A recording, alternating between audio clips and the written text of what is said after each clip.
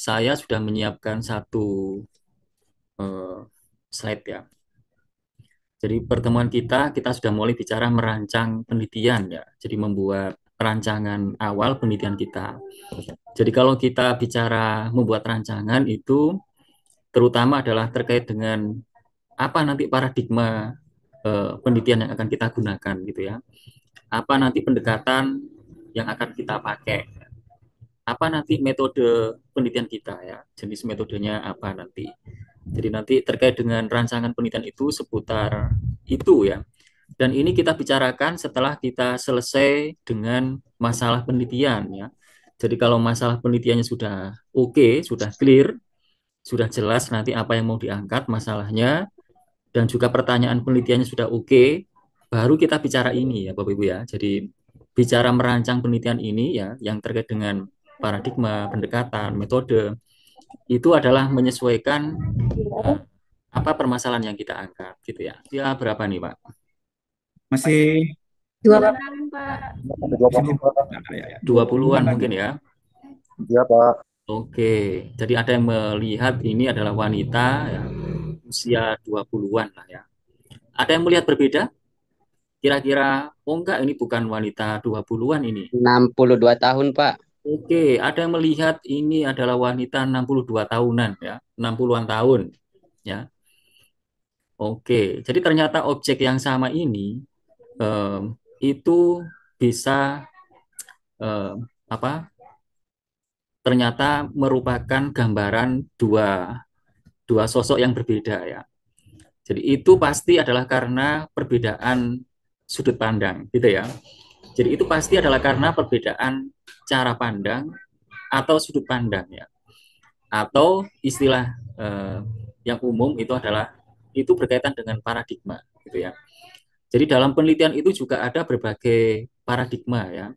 Jadi ada paradigma penelitian A, paradigma penelitian B ya. Nanti akan kita singgung sedikit ya. Nah, nanti paradigma yang berbeda itu akan mendorong kita untuk eh, memilih cara-cara yang berbeda ya.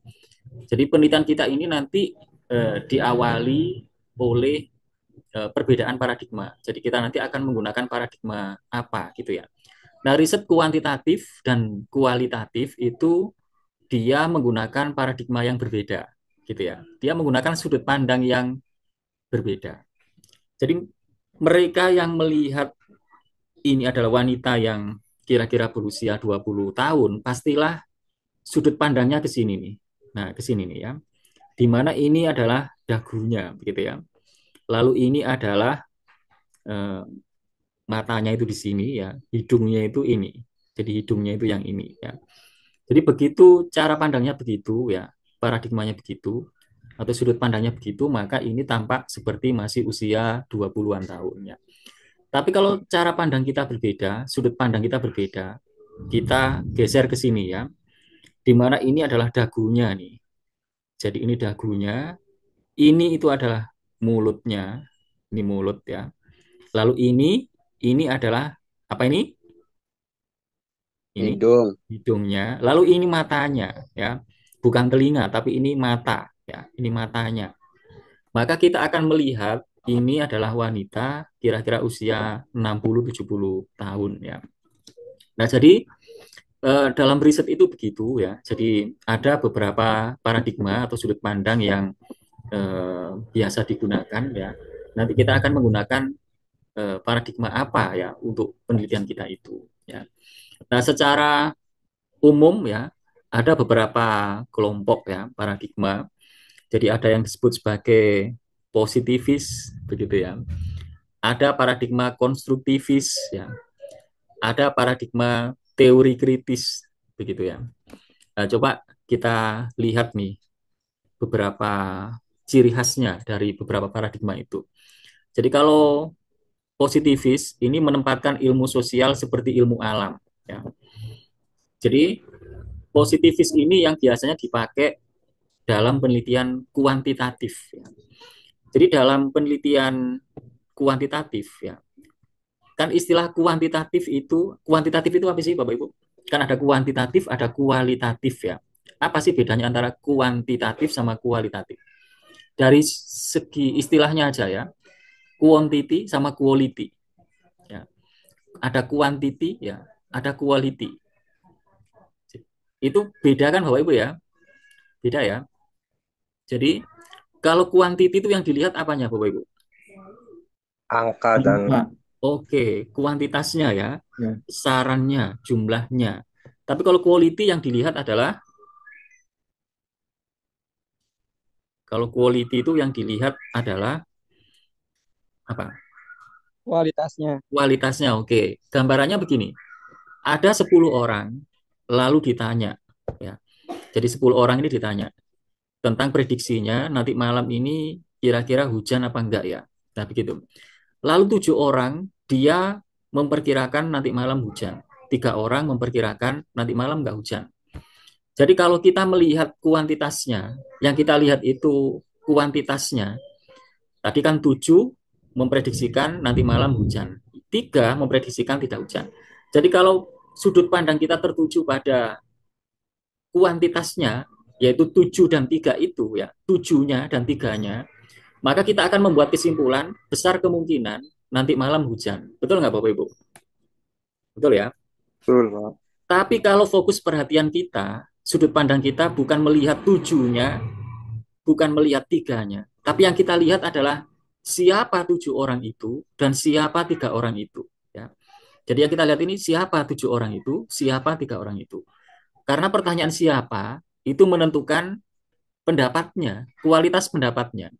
Jangan-jangan 3 orang itu adalah dia punya pengalaman, keahlian, dan juga peralatan di bidang eh, cuaca, meteorologi.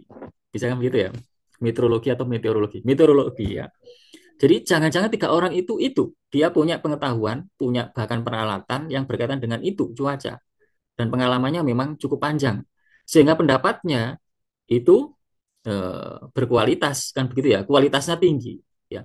Dan jangan-jangan 7 orang itu adalah orang awam ya, nggak punya pengetahuan tentang itu dan juga nggak punya peralatan untuk itu ya.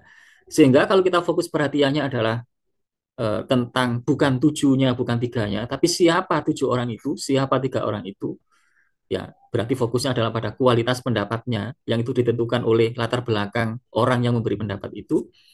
Maka ini gambaran sebagai penelitian yang kualitatif begitu ya. Maka nanti dalam penelitian kualitatif itu bukan seberapa banyak respondennya, tapi seberapa tepat kita memilih informannya. Kan begitu ya, kawan-kawan ya. Tapi kalau dalam riset kuantitatif itu respondennya semakin banyak semakin bagus ya. Tapi kalau dalam riset kualitatif semakin tepat kita memilih informannya semakin bagus ya. Karena informan yang tepat berarti dia akan memberi atau bisa memberi informasi yang tepat gitu ya, yang berkualitas dan seterusnya.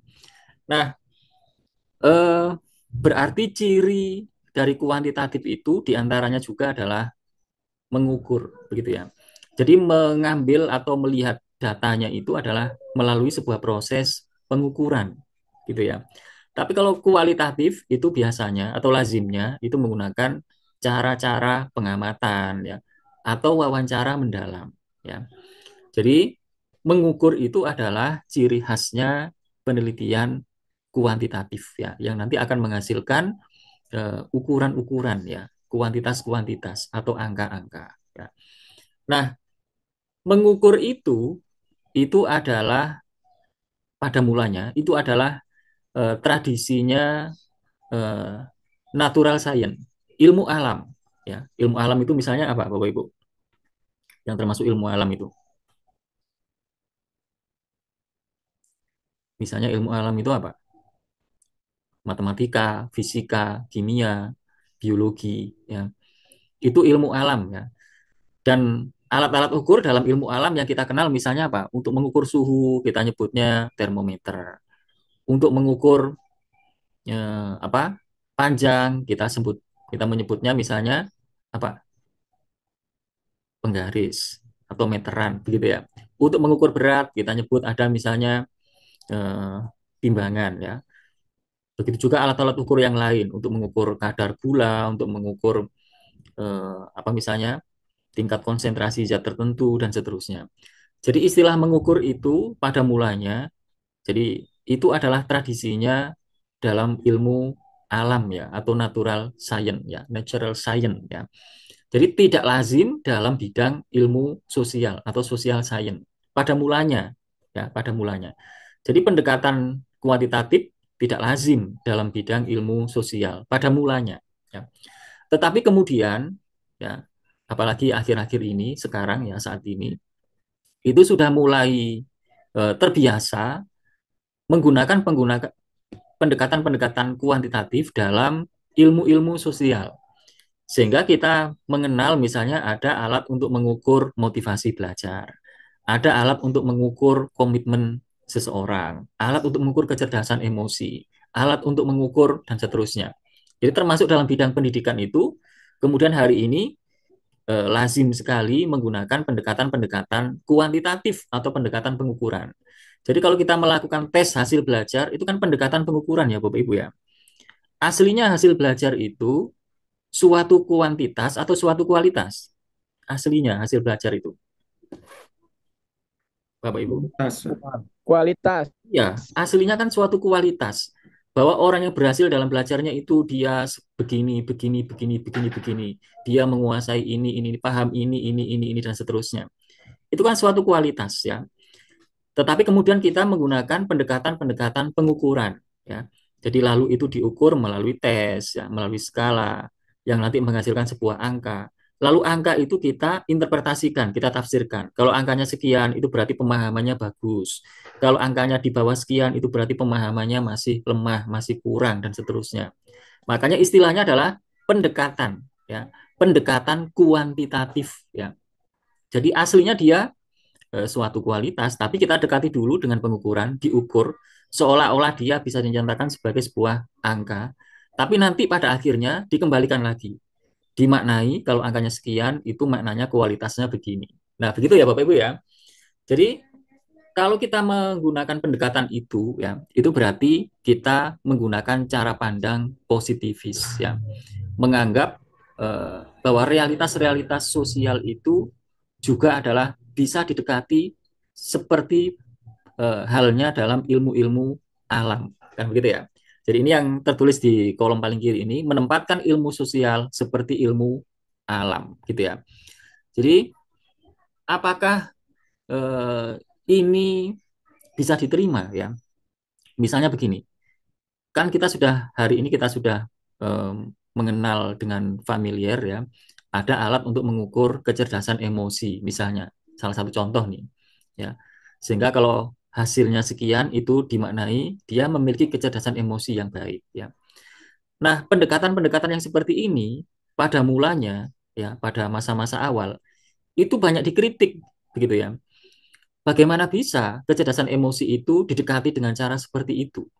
Bukankah kecerdasan emosi itu sesuatu yang dinamis, bukan statis? Dia terus bergerak, dia sewaktu-waktu bisa berubah. Ya, emosi seseorang itu dinamis, sehingga apa yang diukur pagi hari belum tentu itu menggambarkan siang hari atau sore hari.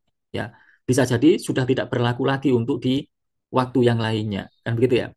Jadi pada awalnya penggunaan pendekatan kuantitatif ini dikritik, sehingga dulu ada istilah perang paradigma, begitu ya. Orang kuantitatif dikritik oleh orang kualitatif pun sebenarnya juga dikritik oleh orang kuantitatif ya. Tapi sebagai sebuah pendekatan ya, memang ini tidak akan pernah bisa sempurna, tetapi inilah yang bisa dilakukan ya sebagai sebuah pendekatan ya. Mungkin ini mendekati saja begitu ya. Jadi hanya untuk estimasi atau untuk prediksi ya. Tetapi dia disadari memang tidak akan pernah benar-benar bisa menggambarkan situasi-situasi sosial begitu ya. Terlebih kalau fenomena-fenomena sosial ya, termasuk kalau bicara tentang apa atribut-atribut yang berkaitan dengan kemampuan manusia itu kan sangat kompleks begitu ya. Jadi variabelnya banyak ya. Sehingga apa yang kita lakukan itu pasti adalah eh, banyak sekali penyederhanaan ya. Sehingga hasil pengukuran itu seringkali apa penuh dengan batasan-batasan atau keterbatasan-keterbatasan ya. Tapi inilah yang bisa dilakukan dan hari ini istilahnya bukan lagi perang paradigma. Jadi sudah tidak seperti pada masa-masa awal yang kentara sekali ya, saling kritik antara kuantitatif dan kualitatif. Tapi hari ini kecenderungannya adalah justru bagaimana memadukan dua pendekatan itu ya. Sehingga istilahnya yang kita kenal hari ini adalah ada mixed method, ada combine method ya, atau metode campuran ya, atau metode integrasi. Sehingga istilahnya bukan perang paradigma, tapi perkawinan paradigma atau percampuran paradigma. Jadi penelitian-penelitian eh, hari ini itu trennya adalah justru menggunakan pendekatan paduan antara kuantitatif dan kualitatif karena dipandang bahwa dua hal itu saling melengkapi ya. Sampai di sini bisa ditangkap ya Bapak Ibu ya. Halo. Bisa, Pak. Oke, baik. Nah, Bisa, Pak. itu pendekatan positifis ya. Sorry, ini paradigma positifis ya, yang biasa digunakan dalam penelitian kuantitatif. Jadi kuantitatif itu nanti banyak menggunakan paradigma ini, cara pandang ini, gitu ya. Nah, nanti kalau kita menggunakan cara pandang yang berbeda, misalkan cara pandang konstruktivis, memandang ilmu sosial sebagai analisis sistematis atas socially meaningful action, ya, melalui pengamatan langsung terhadap aktor sosial dalam setting yang alamiah agar dapat memahami dan menafsirkan. Biasanya lalu cara-caranya adalah melalui pengamatan mendalam, ya, melalui wawancara yang mendalam, ya, tidak cukup melalui instrumen-instrumen yang dibuat sebagaimana halnya orang-orang kuantitatif, ya. Tapi wawancaranya mendalam, pengamatannya serius dan intensif, ya, untuk bisa memahami, ya, situasi alamiah, ya. Jadi orang-orang konstruktivis itu menjaga betul ya bagaimana supaya eh, apa yang diteliti itu tetap terjaga situasi alamiahnya, begitu ya. Maka kalau dalam riset-riset formal, misalnya kalau saat kita menulis skripsi, tesis, disertasi, ini pernah kita singgung di pertemuan yang kemarin, lalu kita eh, menggunakan izin ya atau surat izin penelitian atau surat permohonan izin penelitian ya, sehingga objek yang mau kita teliti itu ya betul-betul harus bersedia dan dia bisa mengkondisikan situasinya ya. Maka itu sedikit banyak pasti memang eh, apa mengganggu atau bisa mengubah situasi alamiahnya. Mereka bisa menunjukkan em, perilaku yang dibuat-buat, tidak alami karena dia tahu bahwa dia sedang diteliti, begitu ya. Tetapi itu bisa kita minimalisir sekiranya bagaimana supaya mereka orang yang kita teliti itu bisa tetap terjaga situasi alamiahnya ya. Misalnya begini, saya mau meneliti tingkat kecanduan internet seseorang. Saya akan menggunakan pendekatan kuantitatif. Saya akan mengukurnya menggunakan sebuah alat ukur, instrumen yang saya sebut skala kecanduan internet ya. Tapi bagaimana caranya supaya mereka tidak terpengaruh situasi alamiahnya? Maka di antara caranya adalah dia baiknya tidak diberitahu ya bahwa ini sedang mengukur apa, bahwa dia ini sedang diukur pada aspek apa, begitu ya. Jadi bagaimana sekiranya tidak terasa bahwa pertanyaan-pertanyaan yang kita ajukan itu adalah mengukur hal tertentu, tapi kita nggak harus mengatakan ini mengukur apa. Kita nggak perlu bilang, Bapak mohon maaf saya sedang melakukan penelitian tentang kecanduan internet. Jadi instrumen yang saya bawa ini adalah untuk mengukur tingkat kecanduan internet Bapak. Kita nggak perlu mengatakan begitu, ya. Karena begitu kita mengatakan begitu, maka responden tahu ya, oh saya ini sedang diukur bla bla bla bla. Saya nggak mau tampak nanti saya itu ternyata orang yang kecanduan. Maka saya tidak akan memberi respon yang kira-kira nanti saya akan disimpulkan tingkat kecanduan internet tinggi dan seterusnya ya. Jadi ini adalah cara-cara strategi-strategi yang supaya nanti apa yang akan kita lakukan itu betul-betul eh, kalaupun tidak 100% itu terjaga situasi alamiahnya ya. Nah, baik ini singkat ya terkait dengan paradigma. Nanti sebenarnya banyak paradigma yang lain termasuk ada teori kritis dan seterusnya. Tapi karena riset kita ini atau mata kuliah ini fokusnya adalah metode penelitian kuantitatif, saya hanya ingin menunjukkan bahwa paradigma yang digunakan itu biasanya adalah yang paling kiri ini ya, paradigma positivis. Paradigma yang melihat bahwa ilmu sosial itu bisa didekati sebagaimana ilmu alam ya, sehingga bisa dilakukan pengukuran ya dan seterusnya. Nah, baik, ini terkait dengan paradigma ya. Jadi nanti masalah yang sama diteliti oleh orang yang berbeda dengan menggunakan paradigma yang berbeda, itu nanti pasti implikasinya berbeda. Pasti pendekatannya berbeda, pasti metodenya berbeda ya. Pasti datanya juga bentuknya berbeda ya. Analisisnya bisa berbeda dan nanti bisa menghasilkan temuan yang dengan bentuk sajian yang berbeda ya. Meskipun nanti kalau digabungkan itu akan bisa menghasilkan sebuah simpulan yang lebih komprehensif ya. Baik. Nah, setelah kita memilih atau menentukan paradigmanya, lalu pendekatannya nih, mau pendekatan kuantitatif atau kualitatif ya. Jadi ini bergantung nanti bagaimana pertanyaan penelitian kita ya. Jadi pertanyaan yang seperti ini itu cocoknya kita menggunakan kuantitatif atau kualitatif ya. Jadi singkatnya kalau menggunakan pendekatan kuantitatif itu biasanya adalah dengan cara pengukuran gitu ya. Tapi kalau kualitatif biasanya data diperoleh melalui pengamatan atau wawancara mendalam ya. Kalau kualitatif ya.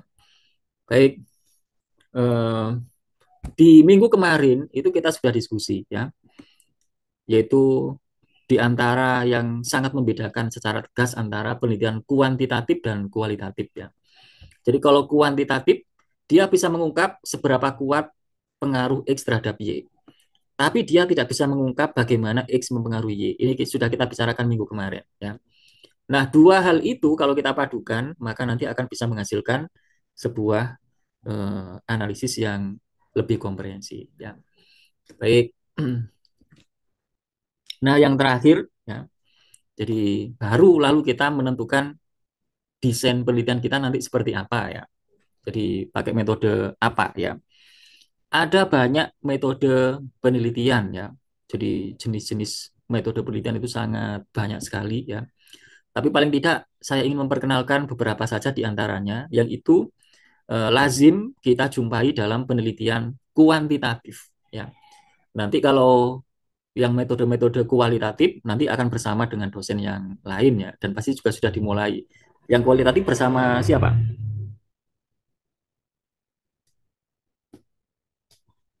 Yang kualitatif bersama siapa dosennya? Prof. Kualitatif Prof. Dedi Zubaidi, Oh Kak. ya, Prof Dedi ya. Prof Dedi sudah berapa pertemuan? Sudah yang sama sekarang 3 nanti. Oh, sama berarti ya. Nah, nanti yang metode-metode kualitatif beliau akan memperkenalkan yang lain lagi ya. Kalau ini yang biasa ditemukan atau digunakan dalam penelitian-penelitian kuantitatif ya. Nah, bagan ini saya kira mudah untuk kita mengenali berarti metode penelitian kita nanti metode apa ya, begitu ya. Nah, jadi ini adalah bagan ya untuk kita bisa mengenali penelitian kita itu nanti berarti masuknya menggunakan metode apa namanya, gitu ya. Cara bacanya itu begini ya, cara bacanya. Jadi kita dimulai dari ditanya tentang ini ya. Is data numerical or narrative? Jadi data kita itu termasuk data numerik ataukah berupa narasi? Numerik itu berarti berupa angka-angka ya. Jadi kita ditanya, data kita itu berupa angka, angka-angka, ataukah berupa kata-kata atau narasi, gitu ya. Nah, umumnya kalau data kita itu hasil pengamatan atau hasil wawancara mendalam, itu biasanya berupa apa, Bapak Ibu? Berupa kata-kata atau berupa angka-angka? Kata-kata Pak. Kata-kata. Kata-kata. Jadi transkripnya itu pasti panjang kalau kita wawancara mendalam berupa kata-kata. Ya. Jadi kalau nanti berupa kata-kata, maka larinya ke kanan. Ya. Kalau berupa angka berarti ke kiri. Cara bacanya begitu. Oh, berarti data saya berupa angka. Seperti apa contohnya kalau data kita berupa angka? Misalnya kita neliti nih, apakah ada hubungan antara kecerdasan emosi dan kecerdasan intelektual? Misalnya begitu ya. Jadi apakah ada korelasi antara atau hubungan antara kecerdasan emosi dan kecerdasan intelektual? Kecerdasan intelektual atau IQ nanti diukur menggunakan tes IQ. Kecerdasan emosi nanti diukur menggunakan tes EQ ya, emotional quotient ya. Nanti hasil tesnya itu berupa angka biasanya. Betul nggak? Jadi kalau kita mengikuti tes IQ biasanya skornya kan berupa angka ya. Hasilnya berupa skor ya atau angka. Nah, kalau iya seperti itu berarti kita termasuk yang ke kiri ini ya. Berarti data kita ini numerik atau angka-angka ya. Nah, lalu kita ditanya nih, di sini ditanya lagi nih. Cause effect relationship, apakah penelitian kita ini bicara tentang hubungan sebab akibat gitu ya. Jadi misalnya kalau judul penelitian kita pengaruh bla bla bla terhadap bla bla bla. Itu hubungan sebab akibat bukan Bapak Ibu? Ya, termasuk Ya, masuk dong. ya, termasuk ya. Jadi itu berarti bicara hubungan sebab akibat ya. Jadi pengaruh bla bla bla terhadap Minyak bla yang bla bla. 1 liter.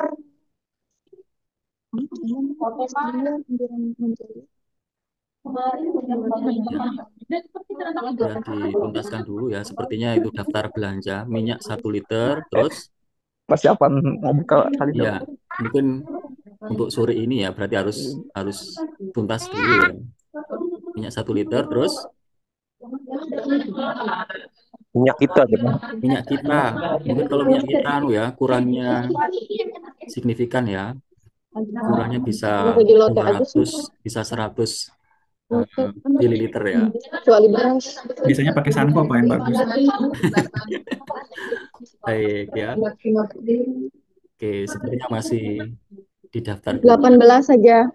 Soalnya 18. 15 itu kemarin-kemarin tuh 15. Banyak itu berarti ya, Iya. 18. Sepertinya mau dijual lagi ya.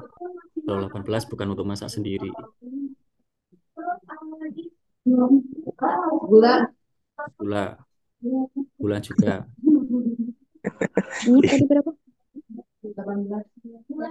Gulanya 18 juga. Berarti mungkin mau bikin paket ya. Kalau satuannya sama ya. Tadi minyaknya 18, gulanya juga 18. Berarti ya ini bikin paket 18 paket nih ceritanya nih. Ya.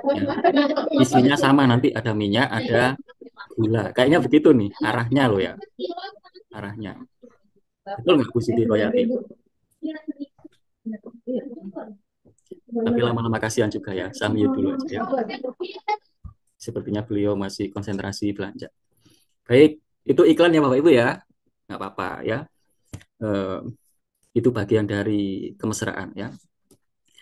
Baik, sampai di sini tadi ya. Jadi kita ditanya nih, apakah penelitian kita ini bicara tentang hubungan sebab akibat, ya, cause effect relationship? Iya. Berarti nanti ditanya lagi pasti di sini, ya. Apakah kalau kita bicara tentang hubungan itu, ya. Jadi kalau hubungan sebab akibat, biasanya kalau variabel sebab dilambangkan dengan X, begitu ya Bapak Ibu ya. Kalau variabel akibat biasanya dilambangkan dengan Y, begitu kan Bapak Ibu? Jadi kalau variabel sebab itu istilah lainnya adalah variabel independen, gitu ya. Kalau variabel akibat itu istilah lainnya adalah variabel dependen, begitu ya. Masih ingat kan, Bapak Ibu? Ada variabel independen, ada variabel dependen. Jadi kalau pengaruh, misalnya apa Bapak Ibu? Pengaruh, misalnya apa? Pengaruh harga sembako terhadap misalnya apa? Kesejahteraan, Bos. Oke ya, kesejahteraan gitu ya. Jadi atau pengaruh harga BBM terhadap harga sembako. Diduga bahwa harga sembako itu dipengaruhi salah satunya oleh harga BBM. Betul ya Bapak Ibu ya? Berarti variabel independennya apa itu? Harga BBM ya.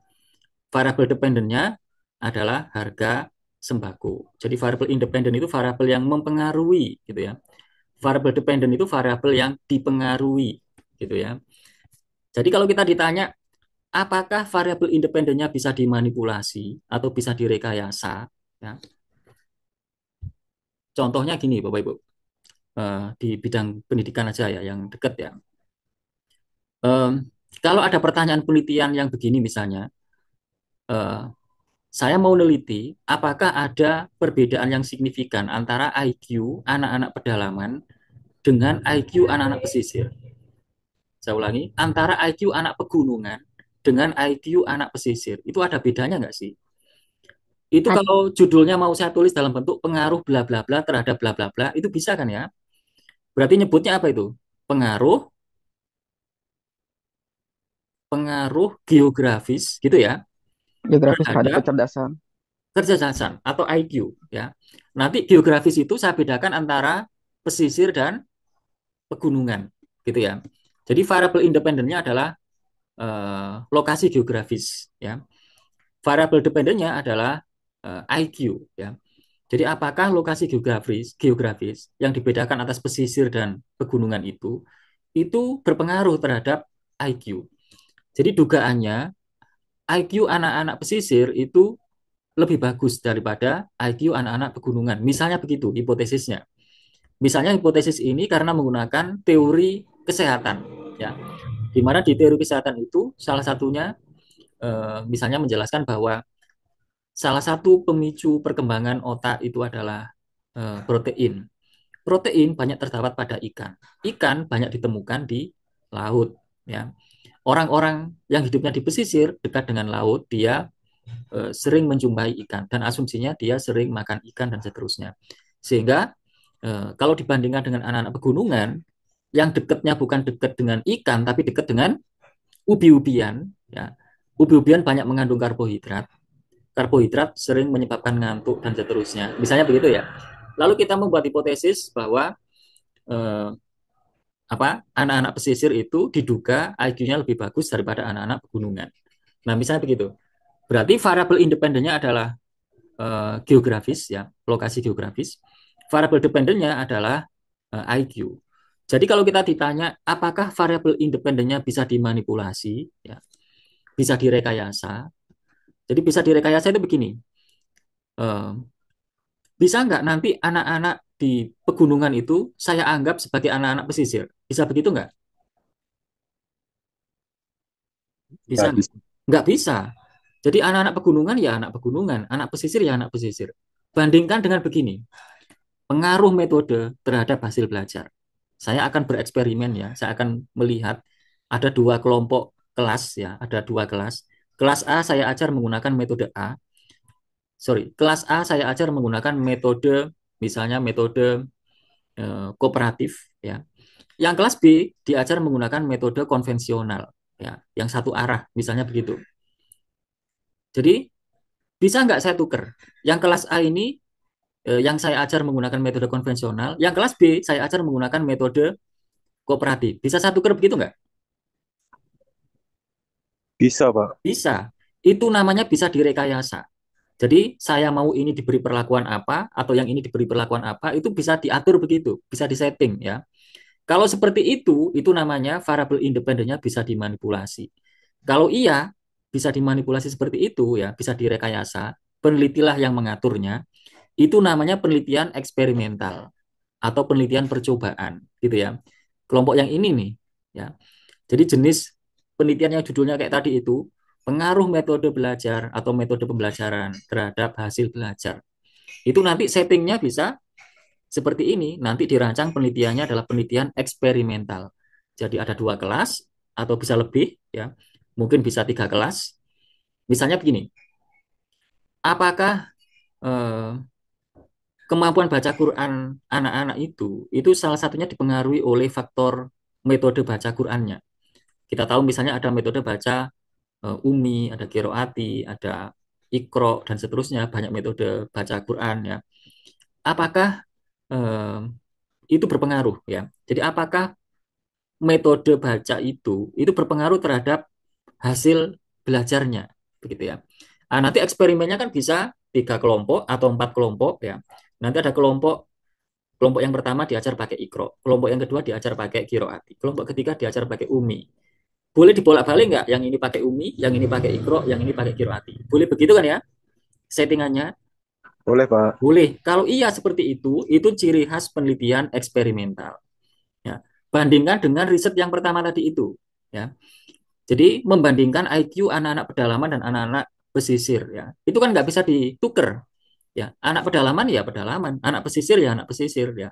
Saya cukup ngetes anak pesisir dan juga ngetes anak pedalaman atau pegunungan, lalu dibandingkan. Ya. Berarti nggak pakai eksperimen, nggak perlu eksperimen, langsung ngambil data atau ngukur IQ di komunitas anak-anak pesisir dan di komunitas anak-anak pegunungan, lalu dibandingkan. Maka ini bukan penelitian eksperimental namanya, tapi penelitian kausal komparatif research, begitu ya. Jadi, atau istilah lainnya adalah penelitian ex post facto. Mungkin nanti pernah dengar begitu ya. Nah, jadi kita sudah mengenal ada penelitian eksperimental, ada penelitian kausal komparatif atau ex post facto ya. Nah, ini kalau kita bicara tentang atau meneliti tentang hubungan sebab akibat ya. Tapi kalau ketika tadi kita ditanya apakah kita bicara tentang hubungan sebab akibat, tidak. Berarti hubungannya bukan hubungan sebab akibat, bukan apa memengaruhi apa, tapi hubungannya hubungan yang lain. Kita masih ditanya nih, apakah masih tetap bicara tentang hubungan ya? Dan untuk kepentingan prediksi juga, iya. Kalau iya berarti namanya penelitian korelasional. Misalnya judul penelitiannya adalah hubungan antara bla bla bla dan bla bla bla.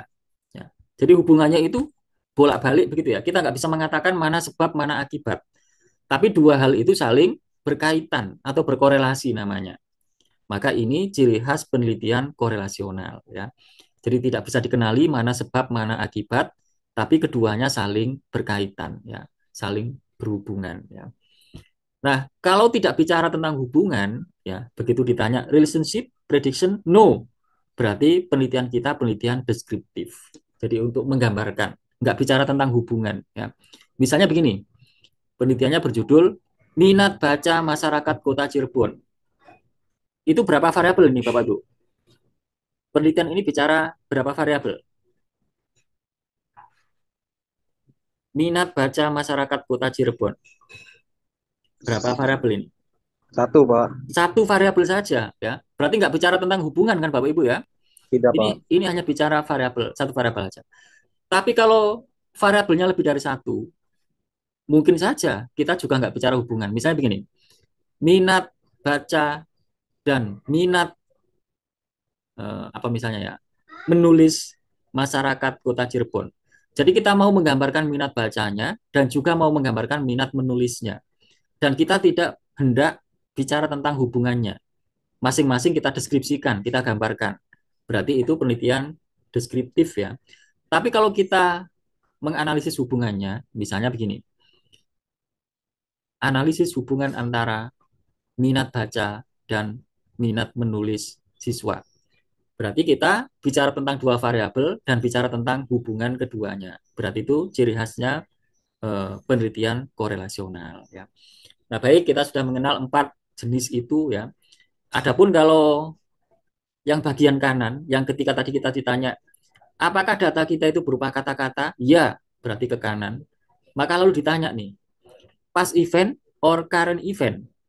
Apakah kita ini membicarakan peristiwa masa lalu ya, ataukah kita membicarakan peristiwa yang sedang terjadi, masih berlangsung?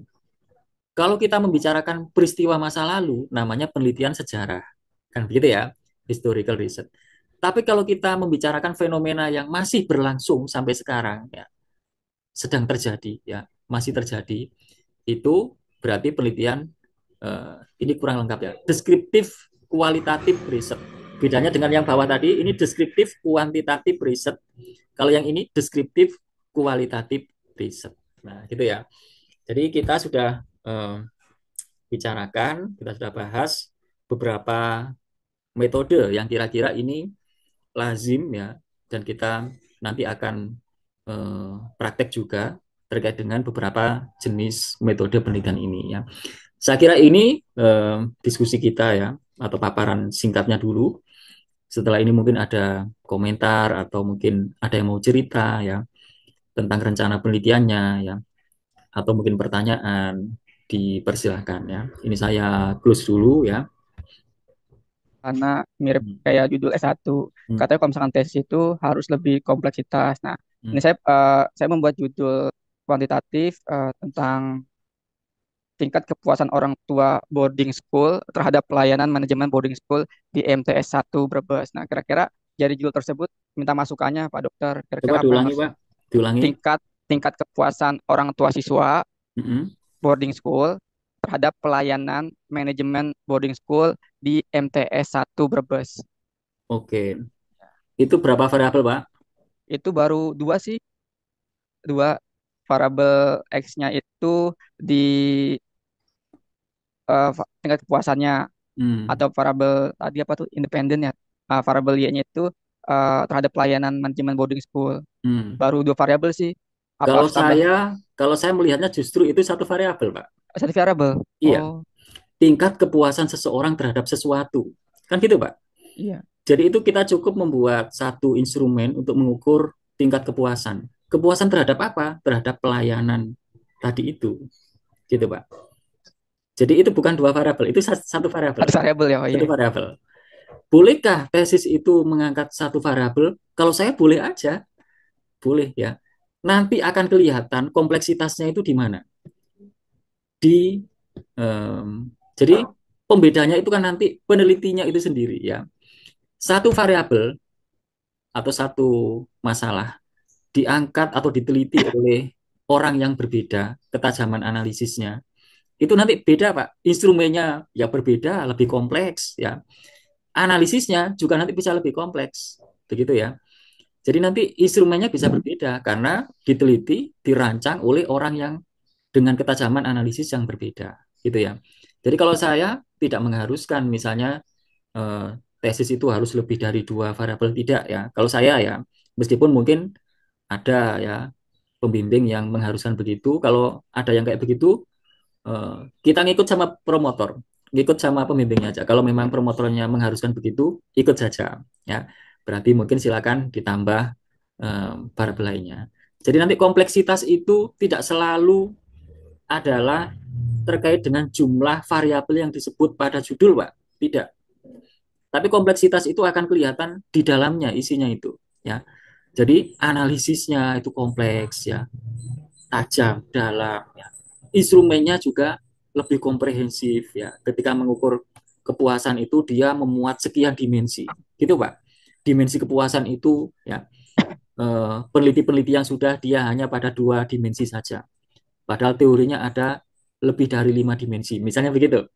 Lalu Bapak menggunakan lima dimensi itu atau enam dimensi. Berarti kan lebih kompleks, lebih komprehensif begitu ya.